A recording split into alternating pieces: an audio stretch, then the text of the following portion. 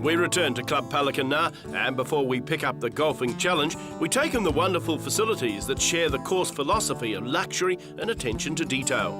Yes, we do pride ourselves on our facilities. The driving range, we have a large grass driving range that extends over roughly 300 metres. We also have a very good chipping green with bunkers, excellent pitching area and a large putting green. The clubhouse, bar, restaurant facilities are fantastic as well. And we return to the course at the 11th hole. It's a stimulating example of what the Greg Norman design course requires. The presence of numerous bunkers add excitement while also promoting accurate shot making. The bunkers are just one characteristic of this course that are signature to a Greg Norman design. 11 is an elevated green with very deep bunkers. You're looking 10 to 12 feet. Often you can just see the top of the pin from both bunkers on the right and left hand side. The key is definitely get the ball up to the green. Never attack the pin at the front. At the front it tends to feed down. You either feed it back into the bunkers or you're down the grassy slope, leaving it a very demanding chip, or often chip and run up the slope. So we always recommend definitely try and middle of the green. Even back's not too bad, but the bunkers are very, very severe. For our next challenge, we stop at the 15th, but don't let the straightforward approach lull you into a false sense of security. The final 4 holes at Pelican Waters have enough tricks and turns to keep even the most skilled players on their toes. Yeah, 15 is probably the straightest hole on the golf course. Tree line down both sides. Standing on the tee, very, very demanding, I believe, because it doesn't move. There's nothing down there to see. It's just fairway, no fairway bunkers, just tree lined. Very demanding at 366 off the blues. The green is very small. 2 bunkers on the left at the front and a bunker at the right. The green tends to feed away to the right, making it a very demanding second shot.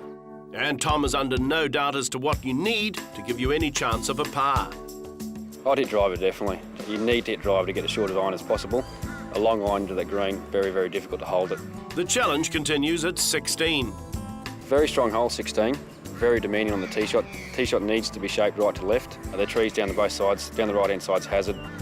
And you really need to work the tee shot right to left to get around the corner to set yourself up for a layup shot. Leave it short of the rough, which is mowing, the green is mowing up to about 100 metres shy of the fairway. And it's a very, very small green. This one is actually smaller than 15. Hazard over the back, bunkers on the right front, left front, very, very demanding. We continue to the 17th. 17, 376 metres. You can take a driver if you can shape it left to right. Without that, you can drive it straight through the fairway. So if you're a right to left ball player, you want to hang back to a 3-wood, even a long iron to keep the ball in play. If you do hit a shorter wood off the tee or a longer iron, you're going to be faced with a 5-iron or a 4-iron into a very narrow green. So again, if you can shape your ball, especially left to right, you can take advantage of 17 and hit a short iron or a wedge in there if you can hit a good tee shot. Again, the green's very demanding with a deep bunk on the left-hand side and potential long rough on the right-hand side. And at 17, we were lucky to come by some grazing kangaroos. Don't be distracted. The wildlife is another beautiful aspect to this serene coastal golf setting. Time to take in hole 18. With its length, it's the toughest challenge of all. Definitely, 18 is driver all day long, and give it plenty. It's a right to left dog leg. There are bunkers on the left-hand side, not a lot on the right-hand side. There is a hazard if you miss it way right. But definitely be very aggressive, but still you're going to be faced with a long iron to even a 3-wood.